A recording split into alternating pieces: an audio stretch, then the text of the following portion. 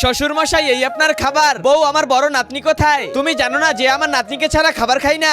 রশনি, দাদু, দাদু তোমাদেরকে কিছু শিখায়নি বড়দের সামনে কেমন জামা কাপড় পরে আসতে হয়? আম্মু, তো কেমন জামা কাপড় পরে আসতে হয় দাদুর সামনে? বেটা, তুই তো ছেলে, তোর কাপড় চোপড় না পরলেও হবে। হ্যাঁ, দোসা।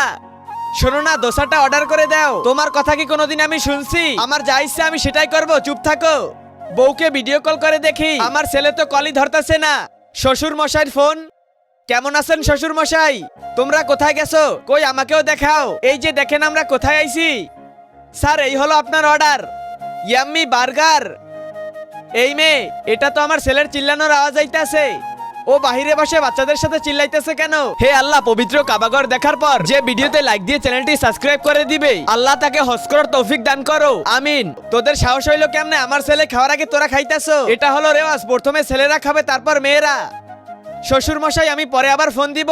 হ্যাঁ বেটা, আমার নাতিদেরকে খেয়াল রেখো। হ্যাপি বার্থডে বেটা। থ্যাংক ইউ, বেঁচে থাকো। জন্মদিনের অনেক অনেক শুভেচ্ছা তোমাকে। আমার পক্ষ থেকে তোমার জন্য টমেটোর ফুল আনছি। আম্মু, আমরা কি আসতে পারি? ওগো বাচ্চারা, তোমার জন্য অনেক সুন্দর গিফট নিয়ে আইছে। আরে বাচ্চারা, তোমরা আসো, বাবাকে গিফট দাও। হ্যাপি বার্থডে পেয়ারে বাবা। হ্যাঁ ঠিক আছে ঠিক আছে।